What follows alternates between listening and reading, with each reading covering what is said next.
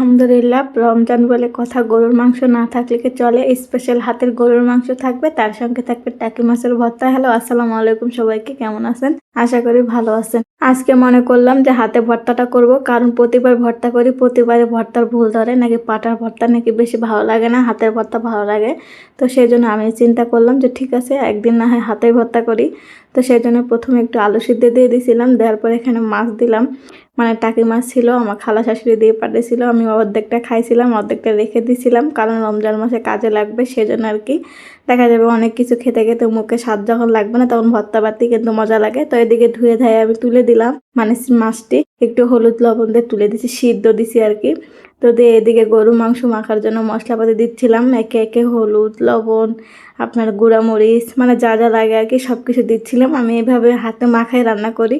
আবার মাঝে মধ্যে কষায় রান্না করি, কষার থেকে হাতে মাখায় রান্না করলে বেশি ভালো লাগে, এটা তো সবাই জানে। আর তার সঙ্গে দিয়ে দিচ্ছিলাম একটু গরুর মাংসের মশলা। গরুর মাংসের মশলাটা দিলে একটু টেস্টটা বেড়ে যায়, সেজন্য আর কি। থাকলে দেওয়া যায়, না থাকলে না দিলেও চলে, কোনো সমস্যা থাকে না। তো যাই হোক, এদিকে আমি গরম মশলা দিয়েছিলাম, আর সরিষার তেল দিয়ে আমি গরুর মাংস প্রায়বারই রান্না করি। সরিষার তেল দিয়ে গরুর মাংস রান্না করে বেশি টেস্ট হয়। তো যাই হোক, এদিকে সব কিছু দেওয়ার পরে আমি হাতে মাখানোর পালা। আমার মার কাছে দেখছি যতবার হাতে মাখায় রান্না করে ততবারই মজা লাগে। তো সেই জন্য আমি চেষ্টা করি যতবার রান্না করতে গরুর মাংস ততবারই কিন্তু হাতে মাখানো।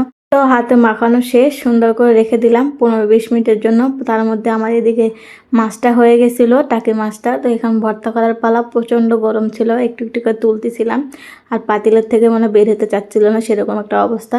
তো যাই হোক, অবশেষে বের হয়েছিল। এখন একে একে কাটা খুঁজতেছিলাম, মানে কাটা বেছে বেছে ফেলে দিচ্ছিলাম, নাহলে তো কাটা কাটা হবে, খাওয়া যাবে না আর কি, সেই জন্য।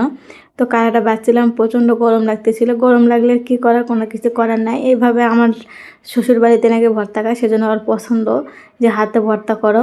তো সেই জন্য আজকে চিন্তা করলাম ঠিক আছে, যেহেতু ওনারা খায়, আমি একবার করেই দেখি কেমন লাগে। আমার কাছে স্বাদটা ওরা ভালো লাগে না, পাটার মধ্যে যেরকম বেটে ভর্তা করলে যেরকম মজা লাগে সেরকম কিন্তু মজা লাগে না। তো আপনাদের কাছে কেমন লাগে অবশ্যই কিন্তু কমেন্ট করে জানাতে পারেন।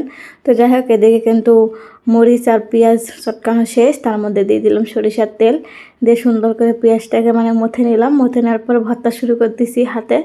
তো হাতে ভর্তা করতে এমনি সুবিধা হয়, কারণ তাড়াতাড়ি হয়, দেরি হয় না। আর পাড়ার মধ্যে করতে গেলে একটু দেরি হয়।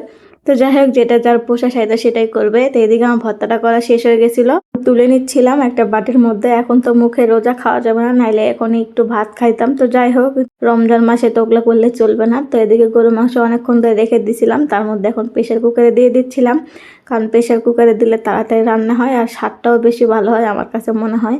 কিন্তু হাতে মেখে এমনি জাল করে রান্না করলে বেশি মজা লাগে। এখন তো আমাদের সেরকম অ্যাভেলেবেল গ্যাস না, তাই না? আমরা তো কিপটা স্বভাবের হয়ে গেছি, সেজন্য আর কি। তো যাই হোক, এদিকে গরু মাংসটা হয়ে গেছিলো। আপনাদের কাছে কেমন লাগলো অবশ্যই কিন্তু কমেন্ট করে জানাতে পারেন।